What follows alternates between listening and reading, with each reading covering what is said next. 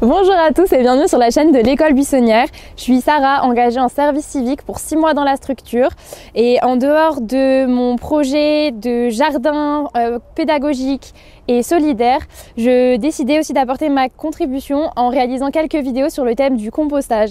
Vous êtes donc sur la première vidéo, je vous laisse tout de suite avec l'intro. Pourquoi ce sujet-là ? Parce que dans la plupart des esprits, quand on dit compost ou compostage, on pense plutôt à un composteur en bois rempli de déchets en tout genre et qui sent pas très bon au fond d'un jardin. Et c'est vrai que ça peut en faire partie, mais c'est pas du tout la partie principale. Quand je vous dis compostage en appartement, sans espace extérieur, sans odeur, compostage qui devient obligatoire, ou alors les règles pour bien composter, ça vous dit quelque chose ? Si vous vous demandez de quoi je parle, c'est que vous êtes au bon endroit.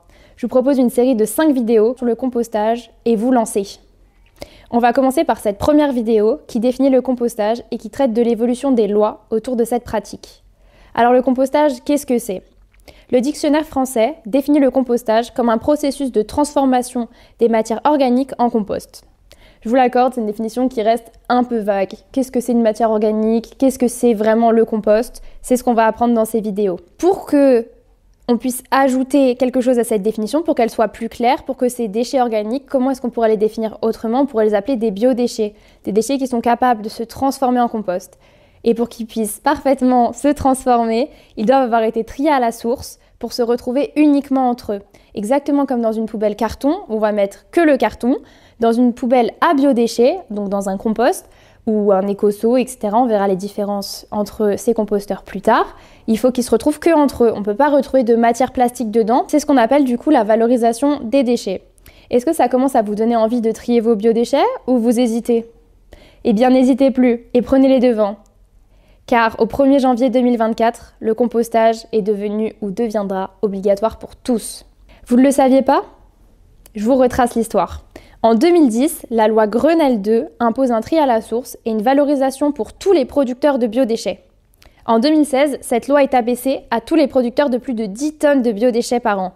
Donc ça fait encore plus de monde qui trie leurs biodéchets à la source, mais ça s'applique uniquement aux entreprises. Pareil au 1er janvier 2023. Cette loi est encore abaissée et l'obligation s'applique aux personnes et aux entreprises qui produisent plus de 5 tonnes de biodéchets par an. Donc là, en plus d'être sur les entreprises et d'abaisser encore ce seuil, on s'intéresse aussi aux particuliers qui vont produire plus de 5 tonnes. Mais trier et valoriser ces déchets, pourquoi est-ce que ça devrait s'appliquer que aux gros producteurs, que aux agriculteurs ? C'est bon pour la planète et ça a un impact positif. Alors pourquoi s'arrêter là ? Chaque effort compte, aussi petit soit-il. C'est exactement ce que la loi française s'est dite et ainsi, au 1er janvier 2024, la loi impose que chaque foyer devra trier séparément ses biodéchets. Et oui, vous aussi, dans votre foyer, cela sera obligatoire au 1er janvier 2024. Vous habitez en maison ou au contraire en appartement et ça vous fait un peu peur, vous savez pas du tout comment faire ? Je vous explique toutes les façons possibles de composter dans la seconde vidéo.